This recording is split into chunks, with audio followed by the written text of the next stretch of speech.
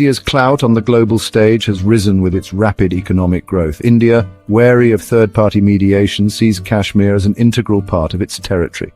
Ceasefire hastily arranged and remains fragile, analysts say. Modi faces domestic criticism over the sudden ceasefire. Diplomatic tests remain on the water treaty with Pakistan, among other issues. New Delhi, Islamabad, May 11th. Reuters, India and Pakistan have stepped back from the brink of all-out war, with a nudge from the US, but New Delhi's aspirations as a global diplomatic power now face a key test after President Donald Trump offered to mediate on the dispute over Kashmir, analysts said. India's rapid rise as the world's fifth-largest economy has boosted its confidence and clout on the world stage, where it has played an important role in addressing regional crises such as Sri Lanka's economic collapse and the Myanmar earthquake. But the conflict with Pakistan over Kashmir, which flared up in recent days with exchanges of missiles, drones and airstrikes that killed at least 66 people, touches a sensitive nerve in Indian politics. How India threads the diplomatic needle, courting favor with Trump over issues like trade while asserting its own interests in the Kashmir conflict, will depend in large part on domestic politics and could determine the future prospects for conflict in Kashmir. India is likely not keen on the broader talks that the ceasefire calls for. Upholding it will pose challenges, said Michael Kugelman, a South Asia analyst based in Washington. In a sign of just how fragile the truce remains, the two governments accused each other of serious violations late on Saturday. The ceasefire, Kugelman noted, was cobbled together hastily when tensions were at their peak. Trump said on Sunday that, following the ceasefire, I'm going to increase trade substantially with both of these great nations. Indian Prime Minister Narendra Modi, for his part, has not commented publicly on the conflict since it began. India considers Kashmir an integral part of its territory and not open for negotiation, least of all through a third-party mediator. India and Pakistan both rule the scenic Himalayan region in part, claim it in full, and have fought 2 wars and numerous other conflicts over what India says is a Pakistan-backed insurgency there. Pakistan denies it backs insurgency.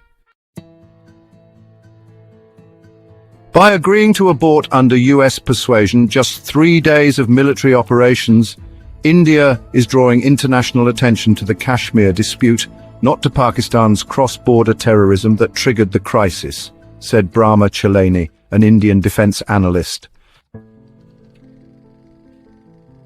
For decades after the two countries separated in 1947, the West largely saw India and Pakistan through the same lens as the neighbors fought regularly over Kashmir. That changed in recent years, partly thanks to India's economic rise, while Pakistan languished with an economy less than 1/10 India's size.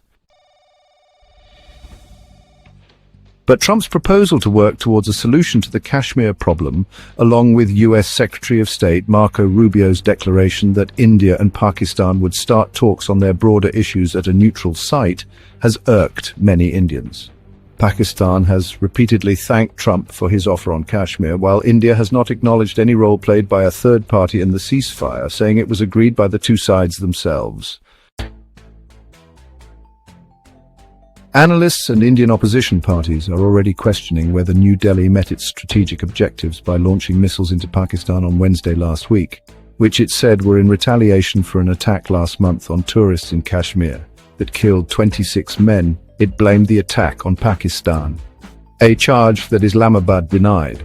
By launching missiles deep into Pakistan, Modi showed a much higher appetite for risk than his predecessors, but the sudden ceasefire exposed him to rare criticism at home. Swapan Dasgupta, a former lawmaker from Modi's Hindu nationalist Bharatiya Janata Party, said the ceasefire had not gone down well in India, partly because Trump suddenly appeared out of nowhere and pronounced his verdict.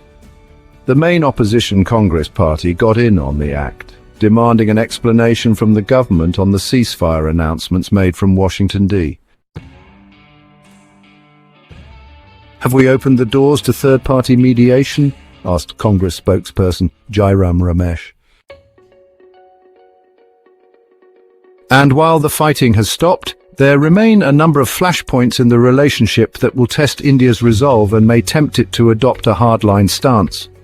The top issue for Pakistan, diplomats and government officials there said, would be the Indus Waters Treaty, which India suspended last month, but which is a vital source of water for many of Pakistan's farms and hydropower plants. Pakistan would not have agreed to a ceasefire without US guarantees of a broader dialogue, said Bilawal Bhutto Zardari, a former foreign minister and currently chairman of the People's Party of Pakistan, which supports the government.